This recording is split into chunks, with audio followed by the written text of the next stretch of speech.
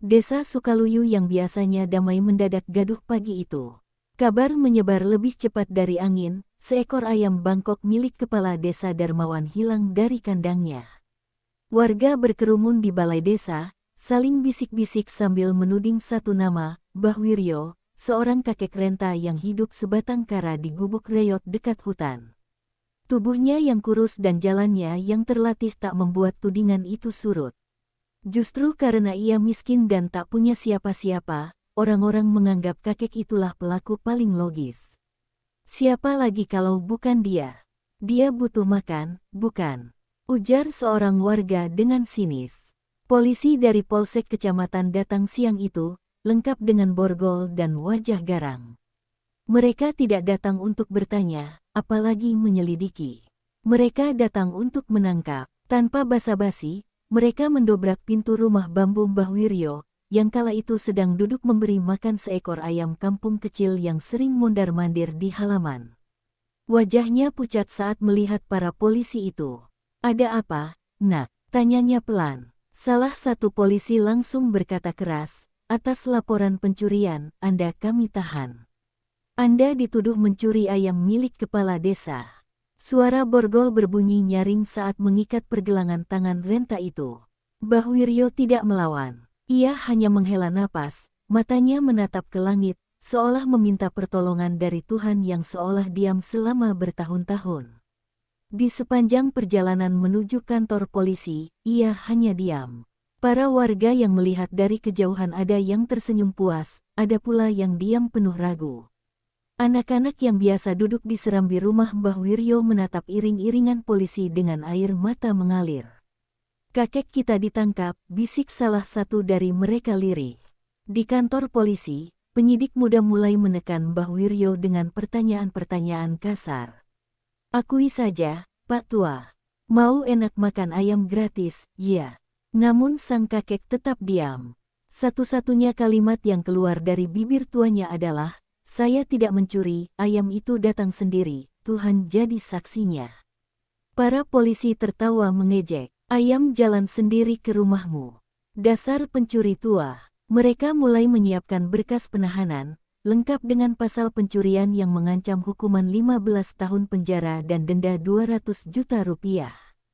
Kabar itu menyebar lebih luas. Media sosial lokal mulai mengangkat berita, seorang kakek miskin mencuri ayam kepala desa. Para warganet ikut menghakimi tanpa tahu cerita sesungguhnya.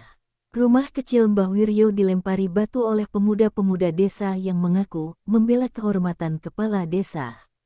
Tak ada satupun tetangga yang datang membela, kecuali seorang anak kecil yang meletakkan sepotong kertas di depan rumah Mbah Wiryo bertuliskan, "Kakek tidak mungkin mencuri, kami tahu." Di dalam tahanan, Mbah Wiryo termenung. Dinding lembab penjara itu bukan hal baru baginya, tapi ketidakadilan ini menamparkan lebih keras daripada hukuman apapun yang pernah ia rasakan di masa lalu. Di kepalanya terngiang suara sang istri yang telah lama wafat, "Jaga kebenaran. Meski kau sendirian," ia memeluk lututnya, gemetar bukan karena dingin, melainkan karena keheningan yang memekakkan hati. Ia tahu, jika ia diam, maka kebusukan akan terus menang. Di sisi lain, sang kepala desa Darmawan sedang tertawa santai di teras rumahnya sambil menyeruput kopi. "Kita lihat berapa lama si tua itu bisa tahan," katanya pada seorang polisi berpangkat Aibtu di sampingnya. Tak mereka sadari, satu kebenaran besar yang mereka remehkan akan segera bangkit dan membalikkan semua rencana kotor mereka. Karena Mbah Wiryo bukan sembarang kakek, dan ayam itu bukan sembarang ayam. Malam turun dengan pelan, menyelimuti desa yang sunyi. Tapi di hati seorang kakek tua, bara keadilan baru saja menyala. Ia tidak akan tinggal diam. Ia akan bercerita. Dan ketika ia mulai bicara, bukan hanya kebenaran yang akan terbuka, tapi juga wajah-wajah yang selama ini bersembunyi di balik seragam kehormatan. Hari yang dinantikan tiba. Gedung pengadilan negeri tampak ramai tak seperti biasanya. Warga desa, wartawan lokal, bahkan para pejabat kecamatan turut hadir dalam sidang perdana Mbah Wiryo. Ruang sidang berubah seperti panggung sandiwara, di mana kakek tua renta itu duduk sendirian di kursi terdakwa, dengan tangan bergetar dan wajah yang tampak menua 2 kali lipat hanya dalam hitungan hari. Di seberangnya, jaksa penuntut berdiri tegak, membacakan dakwaan dengan suara lantang. Terdakwa telah terbukti melakukan pencurian seekor ayam Bangkok milik Kepala Desa Darmawan, dengan niat menguasai barang tersebut secara melawan hukum. Setiap kalimat dakwaan terdengar seperti palu godam yang menghantam dada Mbah Wiryo. Namun, tak satu pun air mata jatuh dari matanya. Ia hanya menunduk, menggenggam erat potongan kertas kecil yang ia sembunyikan di saku dalam bajunya, sebuah catatan tangan istrinya yang ditulis bertahun lalu, "Jangan takut membela kebenaran, meski seluruh dunia menuduhmu salah." Di kursi penonton, beberapa warga mulai merasa ganjil. Mengapa kasus seekor ayam bisa dibawa ke ranah hukum dengan ancaman 15 tahun penjara? Mengapa semua proses berlangsung begitu cepat dan penuh tekanan? Pengacara pembela yang ditunjuk negara tampak canggung, seolah takut membela terlalu keras. Ketika hakim mempersilakan Mbah Wiryo memberikan pembelaan, suasana mendadak hening. Mbah Wiryo berdiri perlahan, kakinya gemetar, namun suaranya tegas. "Yang mulia, saya tidak mencuri. Ayam itu datang sendiri ke halaman rumah saya. Dan saya tidak punya niat sedikit pun untuk memilikinya. Saya beri makan karena saya kasihan." Beberapa orang tertawa sinis, termasuk Kepala Desa Darmawan yang duduk dengan penuh percaya diri di kursi saksi, menunggu giliran memberikan keterangan yang telah ia rancang rapi. Namun tiba-tiba, dari antara kerumunan, seorang pemuda nekat berdiri dan berteriak, "Saya punya rekaman ayam itu masuk sendiri ke halaman rumah Mbah Wiryo. Saya tahu kakek itu tak bersalah." Suasana gaduh. Polisi segera menyeret pemuda itu keluar ruangan. Hakim memukul palu berkali-kali. Jaksa tampak panik, dan Kepala Desa Darmawan menatap tajam, seolah ingin membungkam semua yang tahu lebih dari seharusnya. Dalam kekacauan itu, wajah Mbah Wiryo tetap tenang. Ia menatap langit-langit ruangan sidang, seolah berkata dalam hati, "Mereka mulai takut. Aku tahu aku harus bicara lebih banyak." Hakim menunda sidang untuk pekan depan. Di luar gedung pengadilan, kerumunan warga mulai berdebat. Sebagian membela Mbah Wiryo, sebagian masih percaya pada otoritas desa. Namun yang pasti, api keraguan mulai menyala di hati mereka. "Kenapa sampai ada rekaman yang disembunyikan?" bisik seorang ibu. "Kenapa hukum sekaku itu untuk seekor ayam? Ada apa ini sebenarnya?" tanya yang lain. Mbah Wiryo dibawa kembali ke tahanan dengan penjagaan lebih ketat. Tapi kali ini, ia tersenyum lirih, tanda bahwa pertarungan belum selesai. Malam itu, Mbah Wiryo duduk di lantai dingin ruang tahanan, menatap langit dari jendela kecil besi di atas kepalanya. Ia mulai menuliskan sesuatu di balik potongan kertas catatan lama istrinya. Ia tulis nama-nama orang, polisi, pejabat desa, dan seseorang dari masa lalu, semua yang pernah terlibat dalam kejahatan yang lebih besar, yang kini sedang mencoba menutupinya dengan seekor ayam. Ia tahu ini bukan tentang unggas. Ini tentang kebenaran yang mereka takutkan muncul kembali. Dan di dalam heningnya malam, suara langkah seorang petugas mendekat. Ia meletakkan secarik kertas tanpa bicara, lalu pergi. Mbah Wiryo mengambilnya dengan hati-hati. Di situ tertulis dengan tulisan tangan kasar, "Kakek, saya tahu semua kebenaran. Saya akan bantu. Jangan menyerah." Seketika itu, mata Mbah Wiryo berkaca-kaca.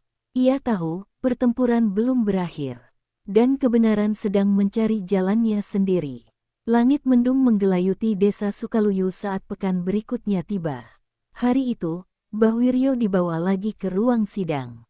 Tapi kali ini, suasananya berbeda. Di balik pagar pengadilan, sekelompok pemuda berdiri diam dengan tulisan sederhana di karton bekas, "Bebaskan Mbah Wiryo." Perlahan, suara lirih mulai bergema, menggantikan tuduhan-tuduhan seminggu lalu. Di ruang sidang, sang hakim terlihat gelisah. Jaksa terlihat lebih defensif. Ada desakan tak kasat mata yang menekan seluruh isi ruangan, seolah kebenaran sudah mulai mengetuk-ngetuk pintu. Saat diberikan kesempatan bicara, Mbah Wiryo berdiri. Ia menggenggam tongkat kayunya, lalu menatap ke arah hakim, jaksa, dan penonton.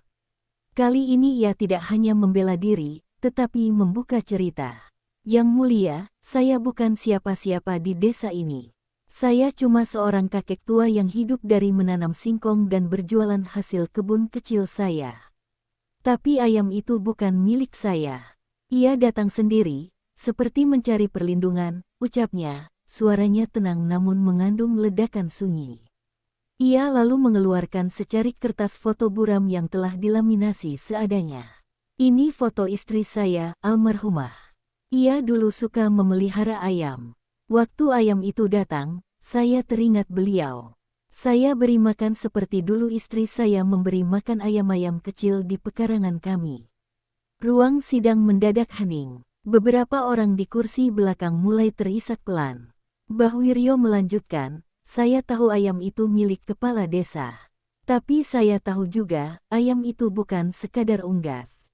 Di kakinya ada gelang, tanda ayam aduan, tapi juga simbol. Ia lalu menatap lurus ke arah Darmawan yang duduk di kursi saksi. Simbol transaksi. Saya tahu karena saya pernah melihatnya dibawa oleh seorang lelaki berbaju preman, sebelum malam itu ayam tersebut masuk ke pekarangan saya. Lelaki itu bukan warga desa sini. Dan dia berbicara kepada polisi berpangkat yang saya kenali, suasana langsung berubah tegang. Kepala Desa Darmawan tampak panik, melirik ke arah seorang polisi tua di kursi pengunjung yang duduk kaku. Dulu saya pernah jadi penyidik, tahun 1987 sampai pensiun dini tahun 2003, ucap Mbah Wiryo dengan suara dalam. Saya mundur karena saya muak melihat hukum dijadikan alat untuk melindungi penjahat berseragam. Saya memilih mengasingkan diri. Tapi rupanya dosa-dosa masa lalu masih mengejar saya. Ayam itu bukan sembarang ayam, bukan soal makan atau tidak. Ini tentang siapa yang menyentuhnya dan apa yang disembunyikan. Tangan pengacara muda yang mendampinginya tampak menggigil. Ia bahkan baru tahu, klien tuanya bukan kakek biasa. Jaksa tampak pucat. Ia memohon waktu kepada hakim untuk melakukan klarifikasi bukti. Hakim, yang sejak tadi menatap Mbah Wiryo dengan campuran rasa iba dan kagum, akhirnya mengetuk palu. Sidang ditunda hingga esok. Pengadilan meminta pihak kepolisian menghadirkan bukti CCTV warung seperti yang sempat disebutkan saksi sebelumnya. Suara palu sidang seperti lonceng keadilan yang perlahan berbunyi. Para wartawan segera bergerak. Beberapa mulai menelusuri identitas Mbah Wiryo yang ternyata adalah eks-penyidik senior yang pernah mengusut kasus korupsi besar di Jawa Tengah namun diberhentikan mendadak. Malam itu, di sel tahanan, Mbah Wiryo menerima kunjungan dari pengacara mudanya. "Kenapa baru sekarang Bapak cerita soal masa lalu?" tanya sang pengacara, suaranya hampir berbisik. Mbah Wiryo tersenyum lemah. "Karena dulu saya masih punya istri dan saya janji padanya untuk tak lagi campur urusan hukum. Tapi kini, saya hanya sendiri. Dan kalau saya harus mati karena membela kebenaran, setidaknya saya mati dalam keadaan utuh." Kata-kata itu membuat pengacara muda itu menunduk, merasa kecil di hadapan keteguhan seorang tua yang disalahpahami. Di luar ruang tahanan, seorang lelaki berjas gelap berdiri mengamati Mbah Wiryo dari kejauhan. Ia tidak bersuara, namun matanya mengisyaratkan kekhawatiran. Ia adalah Jenderal Purn Sutaryo, mantan atasan Mbah Wiryo semasa aktif. Ia datang tanpa pemberitahuan, dan diam-diam mulai mengendus bahwa kasus ini bukan tentang ayam, bukan tentang kakek tua, tapi tentang bom waktu yang akan meledak di tengah-tengah institusi yang selama ini dibanggakannya.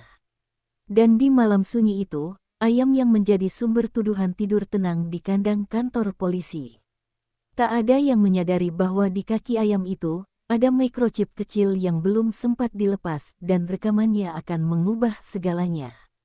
Keesokan paginya, suasana pengadilan lebih menegangkan dari sebelumnya. Kamera wartawan sudah mengarah ke pintu masuk sejak pagi buta.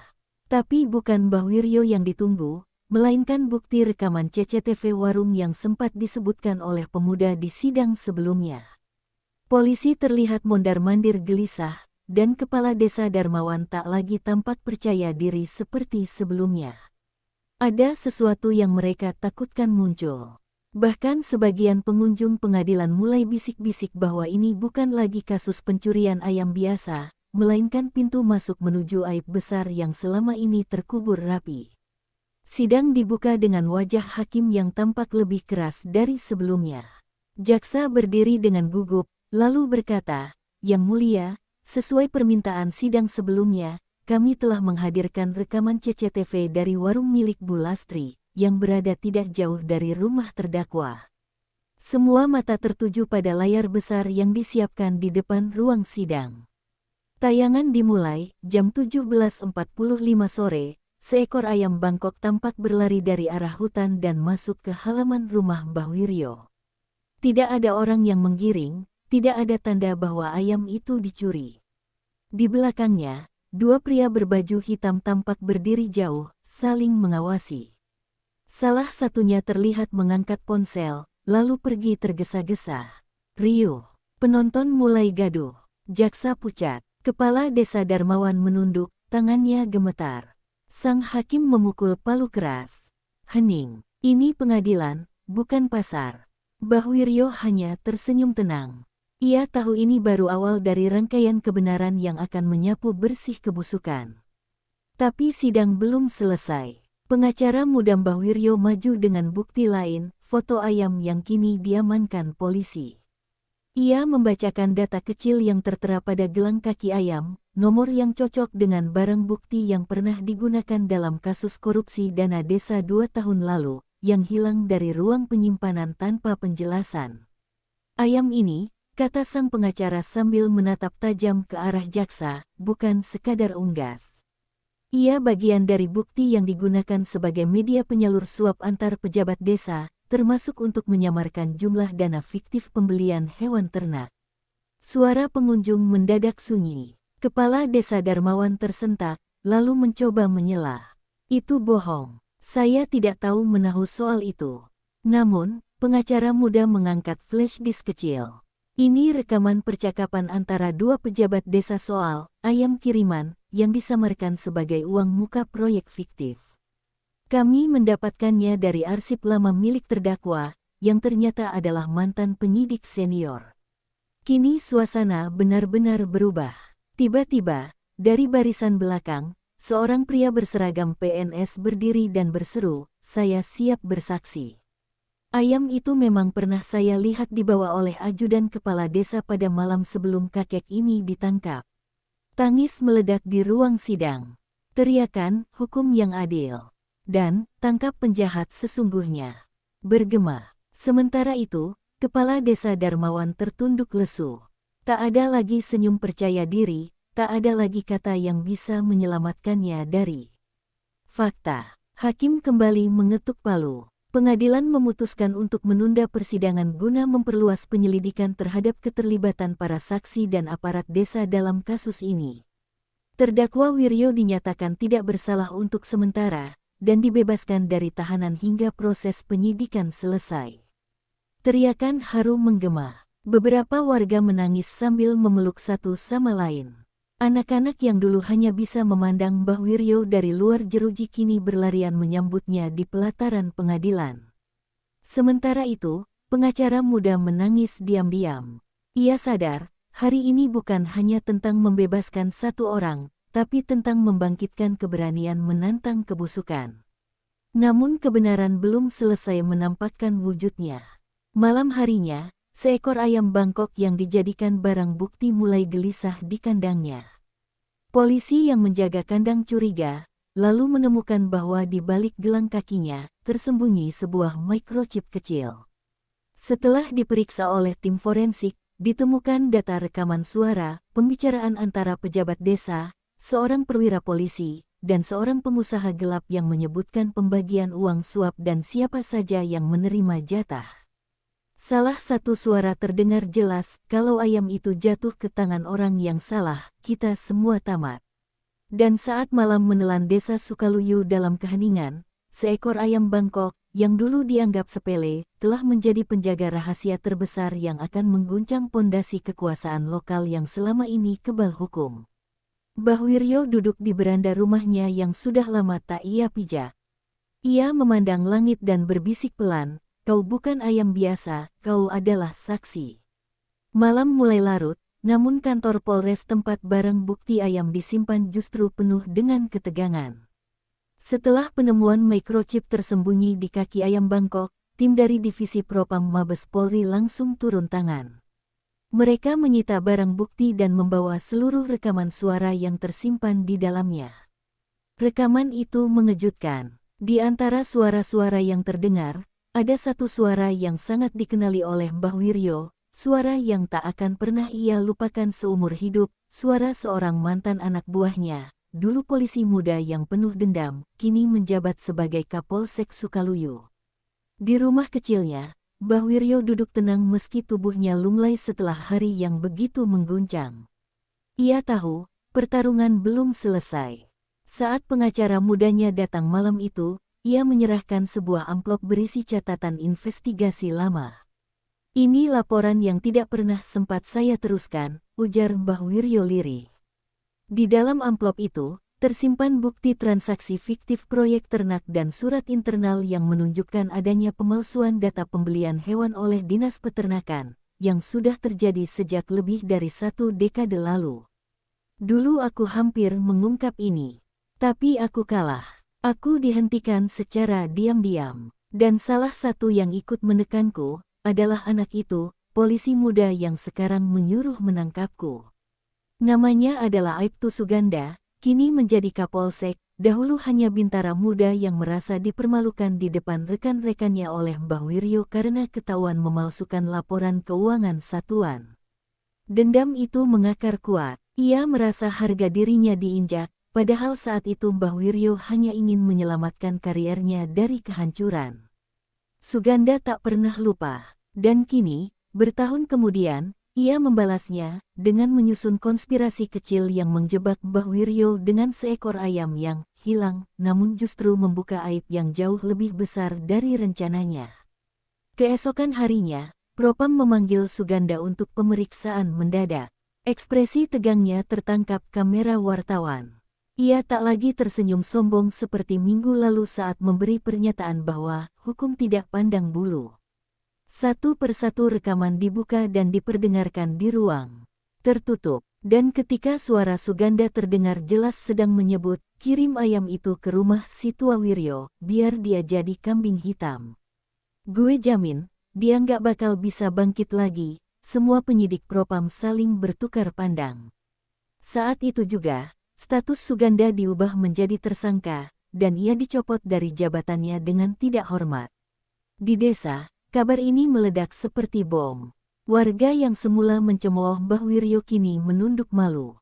Beberapa dari mereka datang ke rumahnya sambil membawa hasil panen, meminta maaf sambil menangis.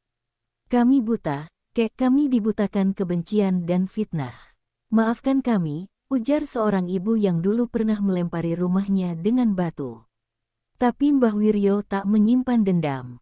Ia hanya berkata lirih, "Yang penting sekarang kalian tahu bahwa tidak semua yang kelihatan lemah itu salah." Sementara itu, Kepala Desa Darmawan mencoba kabur keluar kota malam harinya, tapi dicegat di perbatasan oleh penyidik. Ia langsung ditangkap dan dibawa ke tahanan khusus. Dalam interogasi, ia mengaku bahwa rencana menjebak Mbah Wiryo dirancang untuk mengalihkan perhatian publik dari audit anggaran desa yang hampir bocor. Ayam itu memang dikirim secara sengaja, dan video CCTV awal yang menunjukkan kebenaran sengaja mereka sembunyikan. Darmawan juga menyebut beberapa nama aparat yang terlibat, termasuk seorang perwira tinggi di tingkat provinsi. Satu persatu topeng pun jatuh. Dan semua berawal dari seekor ayam dan seorang kakek yang tak punya siapa-siapa, kecuali kebenaran yang terus ia genggam meski seluruh dunia ingin menjatuhkannya. Kini, Mbah Wiryo bukan hanya bebas, tetapi dipandang sebagai lambang keadilan oleh masyarakat luas. Wartawan, aktivis hukum, dan mahasiswa dari berbagai kota mulai berdatangan ke rumahnya, meminta beliau berbagi kisah dan kebijaksanaan. Namun sang kakek hanya menjawab satu kalimat, "Jangan tunggu ayam jadi saksi, baru kalian percaya suara orang kecil." Malam itu, angin berhembus pelan membawa suara jangkrik dan suara tangisan pelan dari sel tahanan, tempat Suganda meringkuk sendirian. Dendamnya telah menghancurkan karir dan kehormatan yang selama ini ia bangun. Dan dari rumah sederhana di pinggir desa, Mbah Wiryo menulis surat, bukan untuk membalas, tapi untuk memberikan satu kesempatan terakhir kepada mereka yang masih ingin memperbaiki sistem dari dalam. "Aku pernah berdiri di tempat kalian berdiri sekarang. Pilihannya cuma dua, ikut arus, atau menantang arus dan siap dihanyutkan. Tapi percayalah, yang melawan arus dengan benar, akan sampai di mata air keadilan." Hari itu, matahari seolah enggan terbit sepenuhnya di langit Sukaluyu. Awan kelabu menggantung berat, seakan menandai bahwa sesuatu yang lebih besar akan terbongkar. Di hadapan mikrofon ruang sidang utama Pengadilan Negeri Kabupaten, Mbah Wiryo duduk dengan wajah yang tak lagi sekadar milik seorang kakek, tapi seorang penyaksi sejarah. Kali ini bukan hanya warga desa yang hadir. Tim investigasi dari Kompolnas, Komnas HAM, hingga Lembaga Anti Korupsi Nasional memenuhi bangku penonton. Di layar raksasa yang terpasang, akan ditampilkan salah satu rekaman paling menentukan dari microchip yang ditemukan di kaki ayam Bangkok, rekaman yang telah diverifikasi oleh ahli forensik digital dan disimpan rapi oleh tim Propam. Saat suara diputar, semua terdiam. Terdengar suara lelaki berwibawa memerintah, "Uang dipotong di rekening ternak, 20% untuk kecamatan, 10% untuk polsek, sisanya disalurkan lewat bantuan hewan. Pakai ayam saja, gampang diputar." Suara lain menyahut, menyebut nama Kepala Desa Darmawan, Kapolsek Suganda, dan bahkan seorang pejabat dari Dinas Peternakan Provinsi. "Kalau ada yang rewel, pakai cara lama, kambing hitam. Cari orang tua, orang gila, atau orang miskin. Nggak ada yang akan percaya mereka." Ruangan bergemuruh. Beberapa pejabat pucat pasi. Wartawan segera mencatat setiap kata. Rekaman itu menjadi bom waktu yang meledak tepat di jantung kekuasaan yang selama ini merasa tak tersentuh. Hakim yang memimpin sidang tampak bergetar tangannya. Ia memerintahkan seluruh peserta sidang untuk tenang, namun atmosfer ruang itu sudah seperti kawah yang siap meletus. Pengacara muda Mbah Wiryo berdiri, suaranya gemetar namun tegas, "Yang mulia, ini bukan hanya tentang fitnah kepada klien saya. Ini tentang sistem korup yang menyebar hingga ke akar birokrasi, menggunakan hukum sebagai alat intimidasi terhadap rakyat kecil." Tangis terdengar dari kursi penonton. Seorang ibu yang anaknya dulu pernah ditahan tanpa bukti karena mencuri gabuh ikut berdiri. "Tolong, jangan biarkan ini terus terjadi." Di luar gedung pengadilan, demonstrasi warga dari berbagai daerah mulai bergabung. Spanduk bertuliskan, "Ayam keadilan, bebaskan rakyat dari hukum yang buta," dan "Kami semua Mbah Wiryo," berkibar di udara. Para mahasiswa hukum dari universitas ternama mulai membuka posko pengaduan hukum gratis. Mereka terinspirasi oleh satu hal, bahwa kebenaran bisa lahir dari tempat yang paling hina dalam pandangan kekuasaan.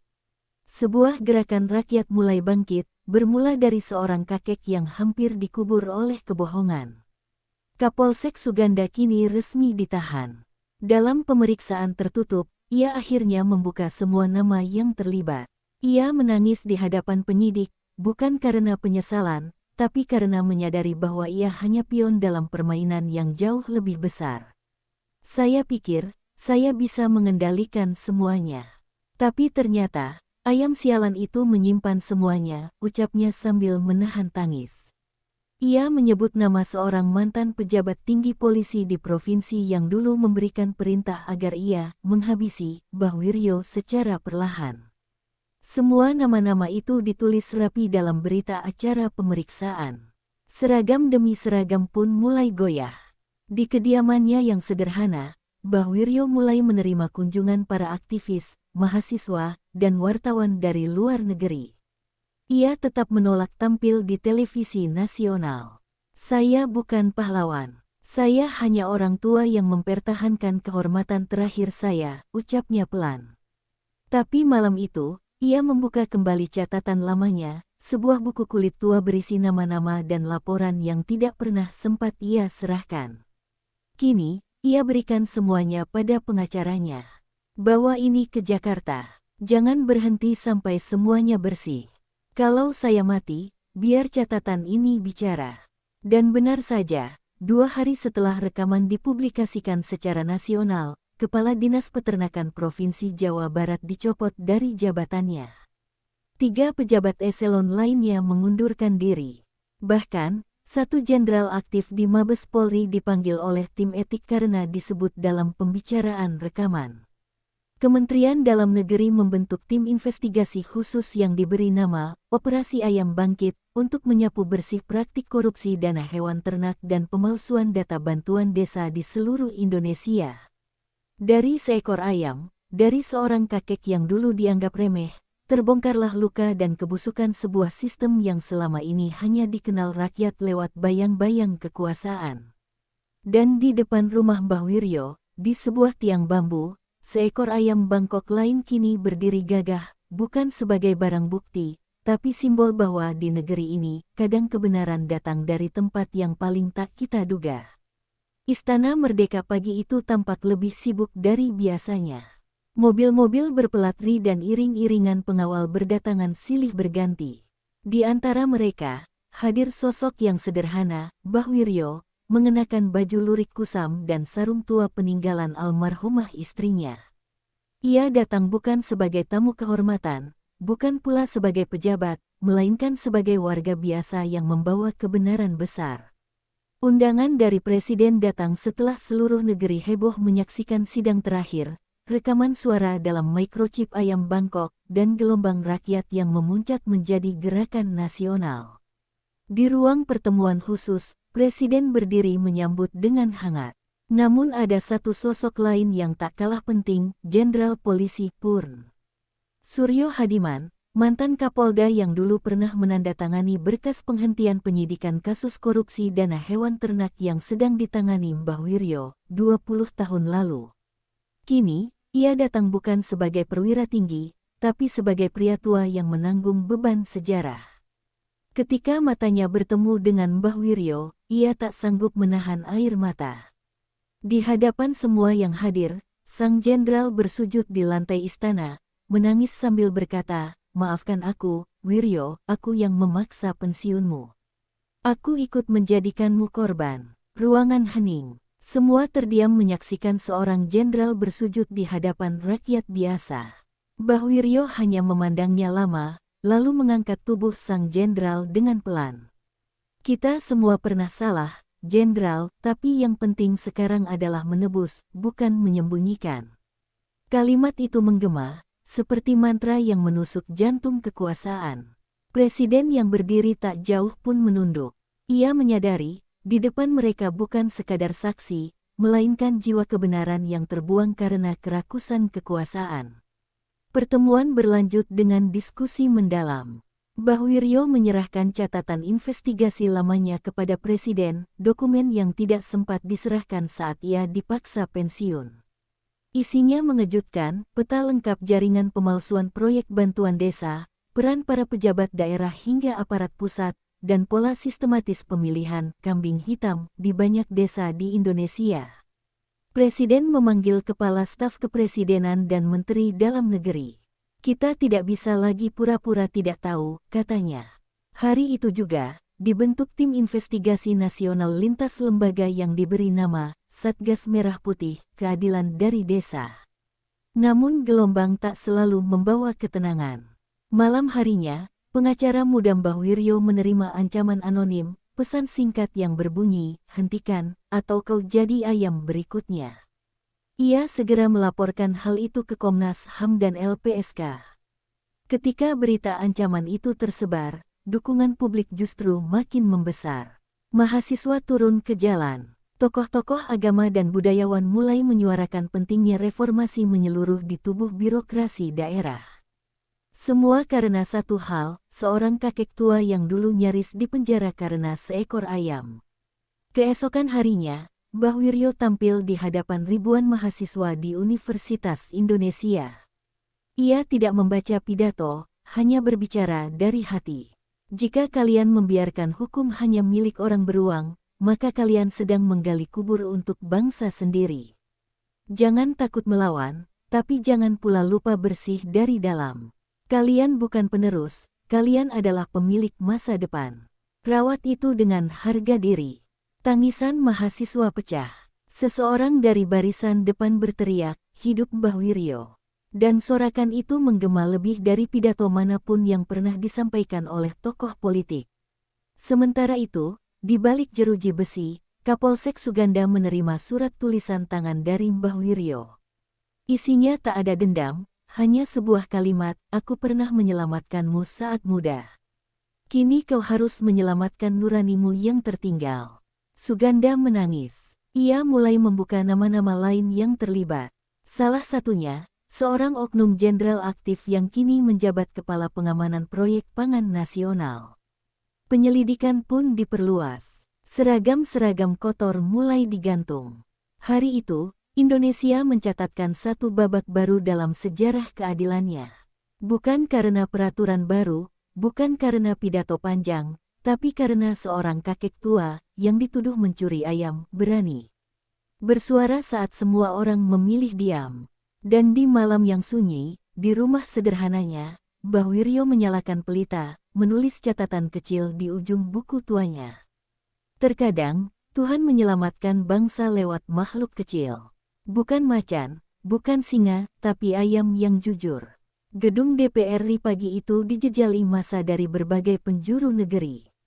Ribuan orang memadati halaman Senayan, membawa spanduk bertuliskan, "Ayam itu membuka mata kami, hukum untuk rakyat, bukan untuk penguasa, dan Mbah Wiryo adalah kita."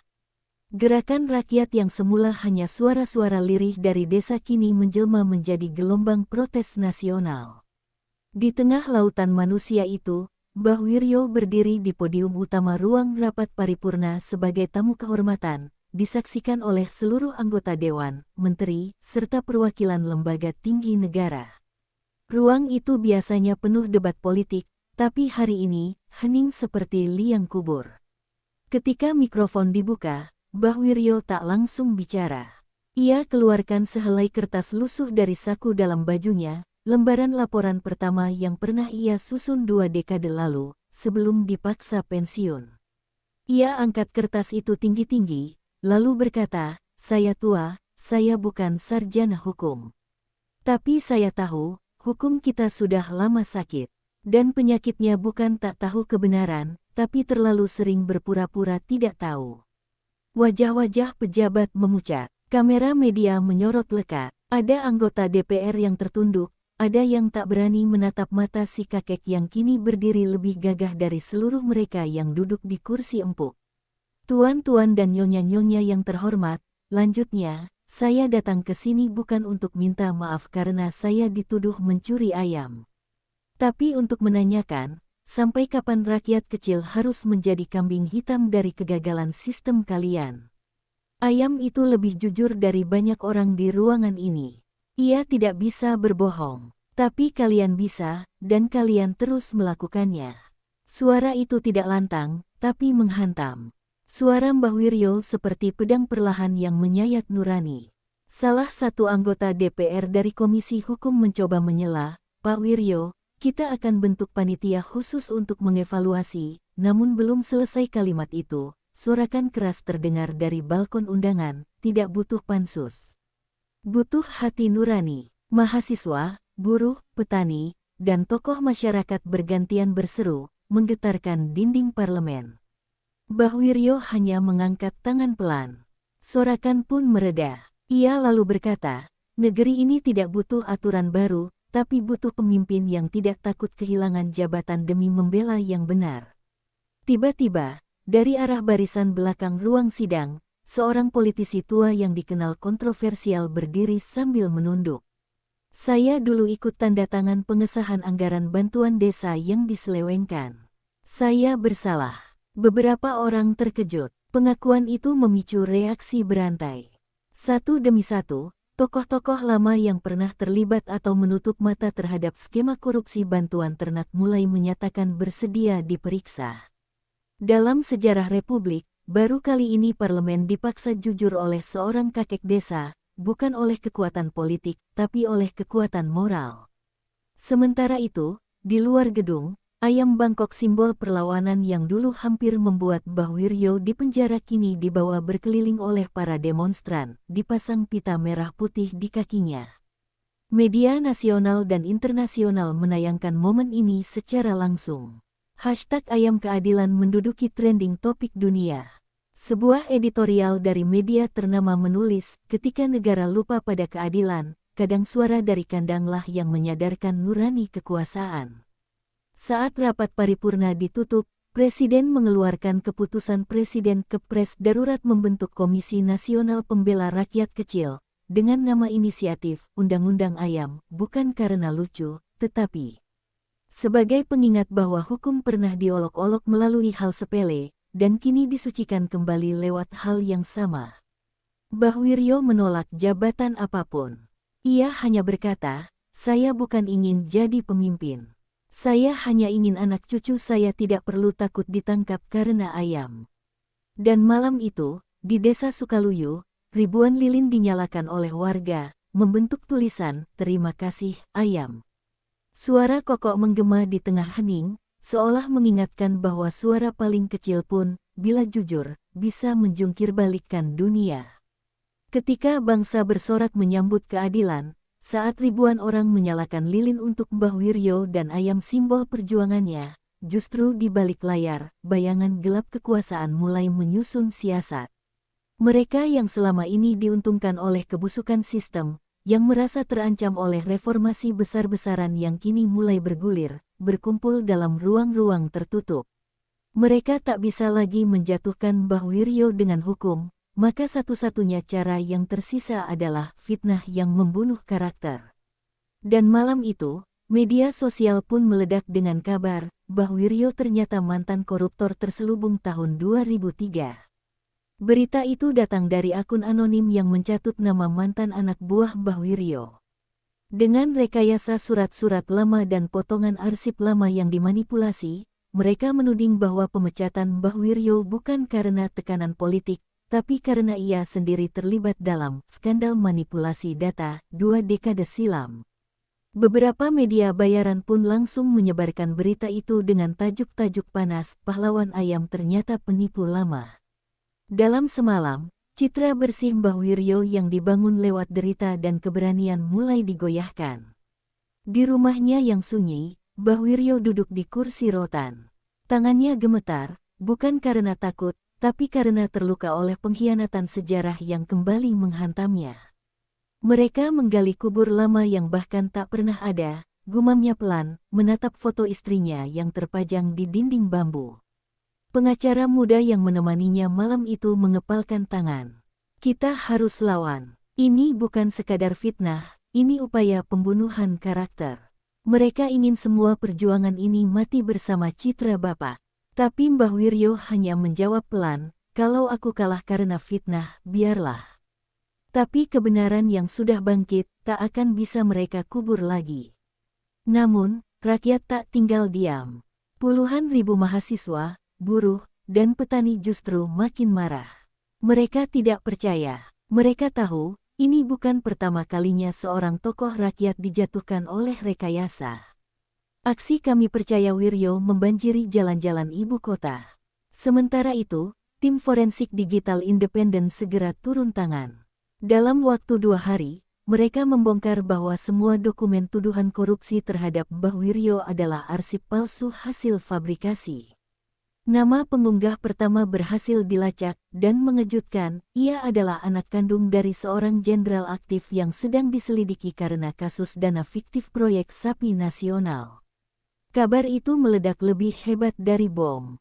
Dewan Etik Kepolisian langsung memanggil sang jenderal.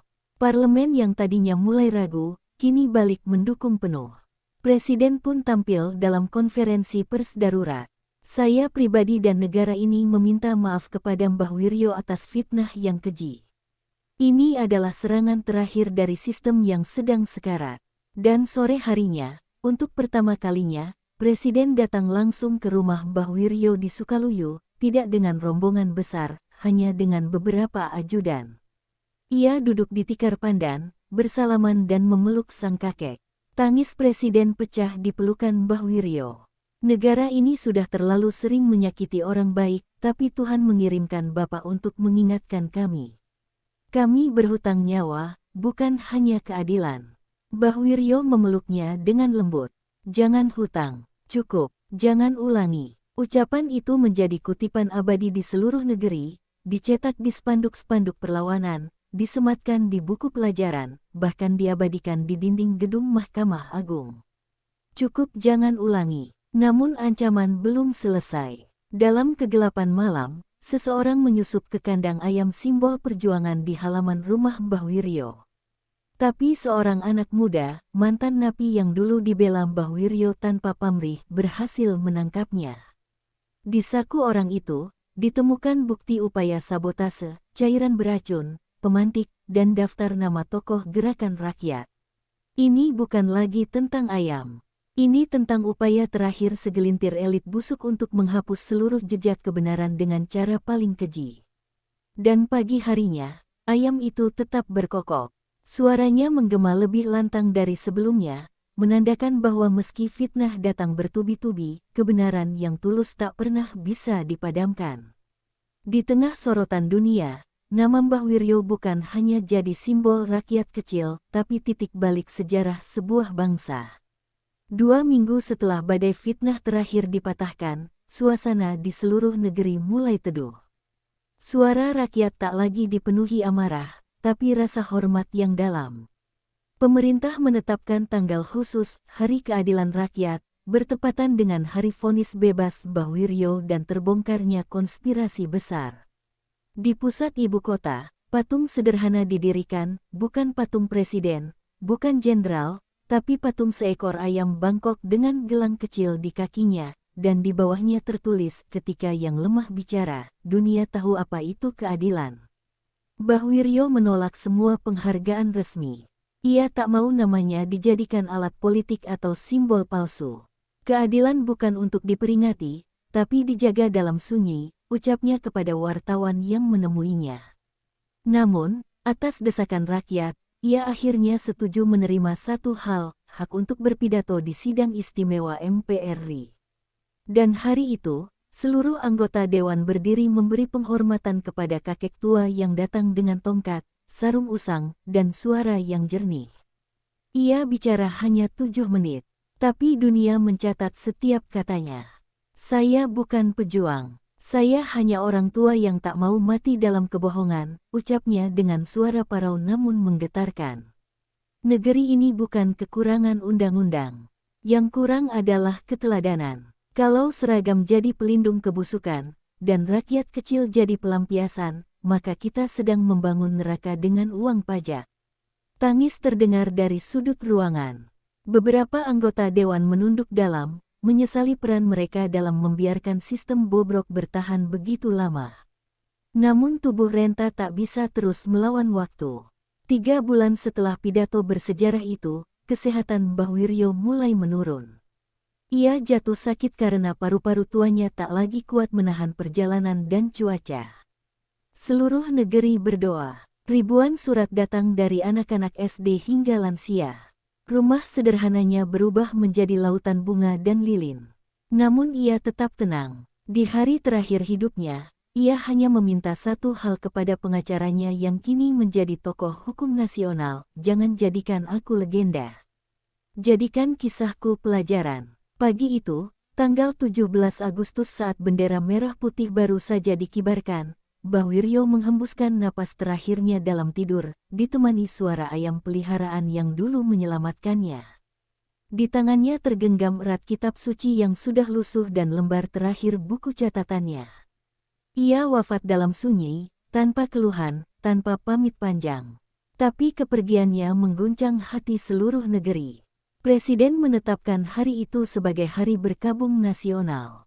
Bendera diturunkan setengah tiang, dan seluruh sekolah mengheningkan cipta untuk mengenang kakek ayam keadilan. Pemakamannya dihadiri ratusan ribu orang. Dari pejabat tinggi, ulama, mahasiswa, hingga petani dan tukang becak. Peti jenazahnya ditutup dengan sarung dan ditaburi kelopak bunga oleh anak-anak yatim yang dulu ia bantu diam-diam. Di liang lahat, seekor ayam bangkok berkokok kencang seolah tahu bahwa tuannya kini kembali ke bumi. Isak tangis pecah tak terbendung. Tak ada pidato panjang, hanya satu kalimat dari pengacaranya yang kini menggema di seluruh stasiun televisi, ia mati miskin, tapi meninggalkan bangsa yang jauh lebih kaya dengan nurani. Setahun kemudian, nama Mbah Wiryo diabadikan sebagai nama Undang-Undang Perlindungan Warga Kecil dari Kriminalisasi, disahkan bulat oleh DPR dan ditandatangani Presiden. Buku biografinya laris di dunia internasional. Di Desa Sukaluyu, sebuah sekolah hukum rakyat dibangun atas nama beliau, dengan prinsip ajaran terakhirnya, jangan biarkan siapapun dihukum hanya karena dia tak punya suara. Dan di kandang tua tempat ayam itu dulu tinggal, warga membuat prasasti kecil. Dari seekor ayam, lahirlah kebenaran yang tak bisa dibungkam. Setahun setelah Mbah Wiryo dimakamkan dengan penuh kehormatan, Desa Sukaluyu tak lagi sama. Udara pagi terasa berbeda, seolah membawa aroma haru yang tak pernah benar-benar pergi. Setiap tanggal 17 Agustus bukan hanya bendera yang dikibarkan di halaman-halaman rumah, tapi juga sepotong kain lusuh milik Mbah Wiryo yang dijadikan simbol kejujuran oleh warga. Anak-anak sekolah kini belajar bukan hanya soal Pancasila, tapi juga tentang seekor ayam yang dulu dianggap remeh namun menjadi saksi kebenaran yang mengguncang negeri. Di tengah sawah yang pernah menjadi saksi jerih payah Mbah Wiryo, didirikan sebuah monumen kecil. Bukan patung dirinya, melainkan lukisan tangan anak-anak yang memeluk seekor ayam. Di bawahnya terukir pesan terakhirnya, kalau suara kecil tak didengar, maka kehancuran akan datang dalam diam. Setiap warga yang lewat akan menunduk sejenak, bukan karena diwajibkan, tapi karena hati mereka mengingat luka dan cahaya dari kisah yang tak akan pernah dilupakan. Kini, desa kecil itu dikenal sebagai Desa Keadilan. Namun sesuatu terjadi di hari ulang tahun kematian Mbah Wiryo. Di tengah senyap pagi, seekor ayam bangkok, keturunan dari ayam saksi itu, berkokok tepat pukul 5, seperti dulu. Warga yang mendengarnya tersentak. Bagi mereka, suara itu bukan sekadar kokok biasa. Itu adalah panggilan. Dan benar saja, hari itu, seorang anak yatim dari desa sebelah datang ke balai desa, membawa selembar surat penggusuran tanah. Ia menangis, tak tahu harus kemana. Kepala desa yang kini menjabat, murid langsung Mbah Wiryo, berdiri dan berkata, kau datang ke tempat yang tepat. Di sini, suara kecil tak akan dibungkam lagi. Cerita Mbah Wiryo mulai diajarkan di sekolah-sekolah hukum, bahkan hingga ke luar negeri. Seorang profesor dari Oxford menulis, kisah Mbah Wiryo adalah refleksi nyata bahwa keadilan tak selalu datang dari gedung pengadilan, tapi dari ladang, dari kandang, dari hati yang tak mau tunduk pada kebusukan. Sementara itu, putra dari pengacara muda yang dulu membela Mbah Wiryo kini mengikuti jejak ayahnya. Ia bersumpah untuk membela rakyat kecil, bukan demi uang, tapi demi nurani. Dan setiap kali ia ragu dalam membela yang benar, ia membaca ulang surat terakhir Mbah Wiryo, kalau tak bisa menang, setidaknya jangan biarkan kebenaran mati sendirian.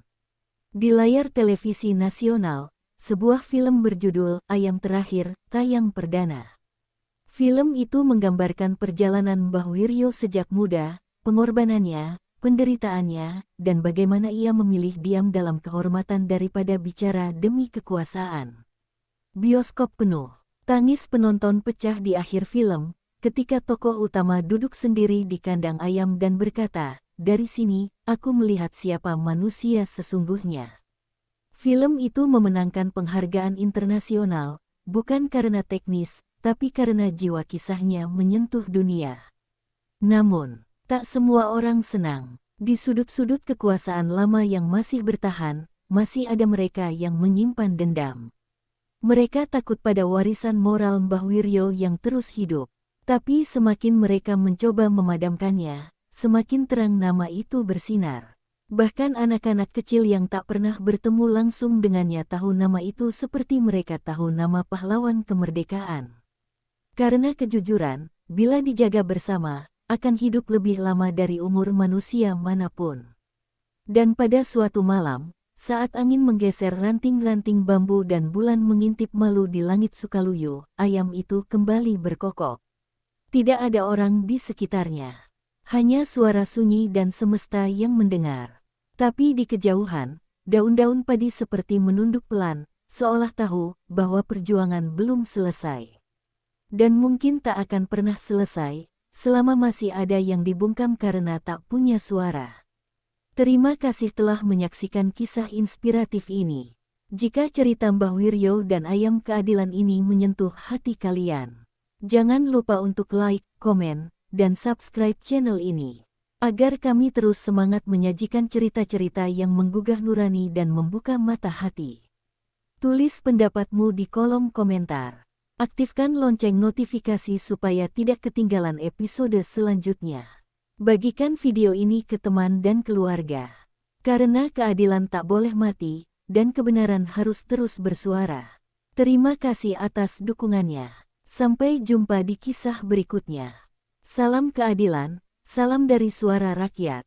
Wassalamualaikum warahmatullahi wabarakatuh.